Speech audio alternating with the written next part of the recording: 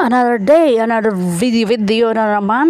So, gagawa tayo ng sinigang na isda. Nanguha ako ng dahon kamuti doon sa mini garden namin.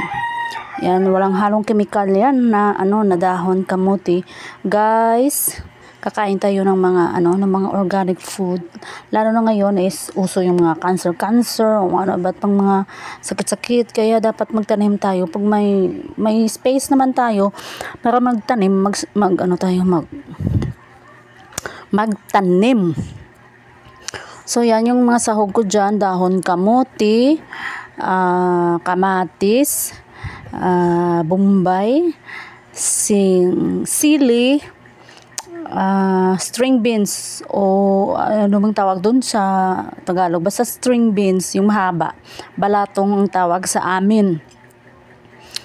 Yan, tapos bilisan mong magtanggal ng dahon sa tangkay kasi nga gutom na kami. So we have to prepare this for our lunch.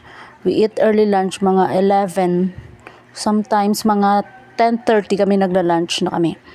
Yan, hinugasan na yung yun, hiniwa-hiwa ko yung string beans pang dagdag sahog dyan sa sa sinigang na isda.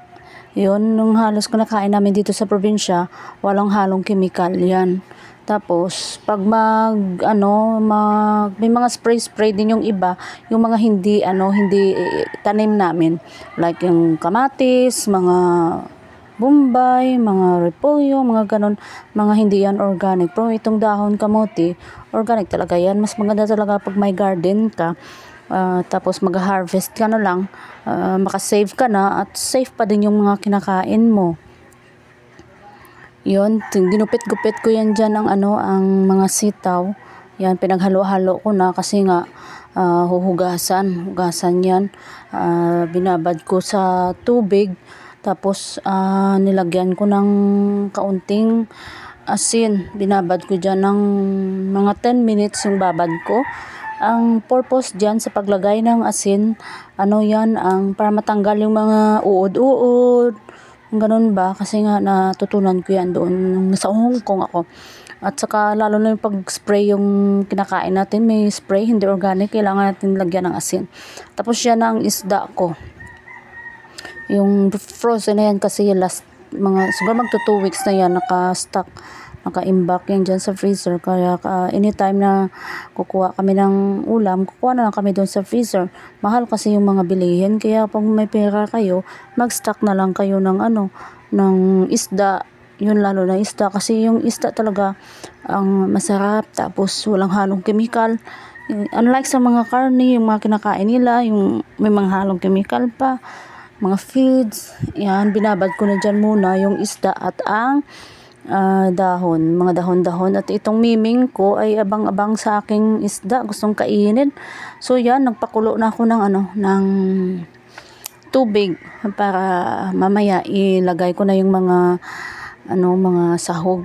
Yan, hinugasan ko na ulit, kinuha ko yan sa kasi babanlawan natin yung mga gulay-gulay. Dapat kumain talaga tayo ng gulay, isda. Kami minsan lang talaga kami kumakain ng mga karne, mga manok, mga karning baboy o baka. Yung baka nga, siguro pag kumain lang kami sa labas, ganun. Pero pag sa bahay, hindi kami talaga kumakain.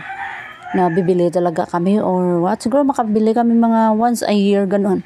Pero hindi talaga. Tapos yung karning baboy naman, siguro once a month. Yan, nagdagdag ako ng tatlong isda para mas madami yung yung isda namin. Yung ginatay ko na yung sibuyas. Hiniwa ko kasama yung kamatis kasi kanina hindi ko pa nahiwa, hindi pa nahugasan. Sinabay ko na doon sa sitaw para mahugasan ng maigi. Yan, i-prepare ko na yung mga sahog-sanghog dyan, mga sangkap ng ating sinigang na isda. Mas masarap talaga pag may maraming gulay yung sinigang natin. Dito sa amin sa Negros, ang madalas naming pinapaasim o nilalagay sa may sinigang is yung Batuan. Wala yan sa Maynila or what. Sa Negros lang yata dito. Negros, Iloilo, ganun, mga Capiz, Rojas, Aklan, mga ganun. Mga somewhere in Panay. Iwan ko lang, siguro sa may Mindanao, meron din. Hindi ko lang sure. Yan. Tinanggal ko na yung sitaw dyan kasi hinalo-halo ko yan yung dyan kanina para isang hugas na lang ba. Tinanggal ko isa-isa kasi nga yan ang unang kong ilalagay. Isabay ko na yung kamatis at saka yung bombay dyan para kumulo-kulo, para sabay-sabay na sila, para lasap mo yung sarap ng sinigang kapag pinakuluan mo ng maigi yung mga kamatis at saka yung bombay. Mabuti nga ngayon at medyo cheaper na yung kamatis, unlike before na sobrang mahal. 150 ba yung kilo? Sabi ko bibilin lang ako ng 5 pieces. Ngayon 35 dito sa amin, 35 per kilo yung kamatis. Tapos yung bombay naman may 20 pesos ka, marami na, mga 1 week mo na maubos yung yung paggamit. At yan na nga, kumulo na yung ating tubig. Ilagay na yung yung mga sangkap para sumarap ang ating sinigang. Ilagay na natin, unahin natin ang sitaw. Yan. Pakuluan yan dyan. Isabay na din natin ang ating kamatis. Pagkalagay ng kamatis, idagdag na rin natin ang bombay. Takpan yan. Babalikan after 12th century para mas masarap manunuot yung lasa. Ayan na nga, kumulo na ang ating pinakuluang mga gulay at sangkap. I-try nga natin kung ito ay malambot na. Yun nga, na-try ko na, tinikman ko na kung malambot na yung sitaw. Yun, malambot na. At saka natin ilagay ang fish. I-check muna natin. Yan, kumukulo-kulo. Sobrang kulo. Dapat ganyan ang pagkakulo-kulo. Yung parang galit na galit. Ilagay natin ang fish, mga isda. Madami-dami yung isda. Dinagdagan ko kasi para mas marami. Kung gusto pang kumain yung iba, edi makakain pa. Mga yung hiwa.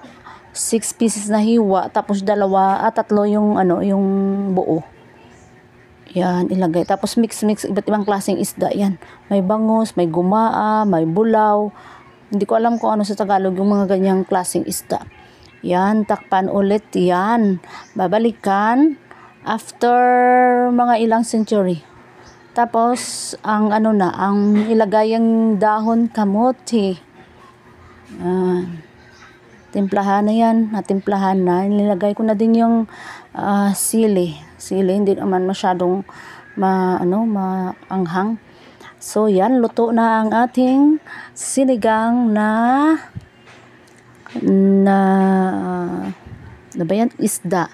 Salamat sa panood nyo sa aking mga video. I hope na abangan nyo pa imong iba't ibang kong video. Yung buhay probinsya ko, kasi nga nandito na ako sa probinsya at isi-share ko pa ulit sa inyo yung iba't ibang klaseng mga lutong probinsya, yung pang mahirap pero masarap. At yan, dinagdagan namin ng sweet and sour na tuyo. Yan, sarap. So, kain tayo. Mega love, shout out.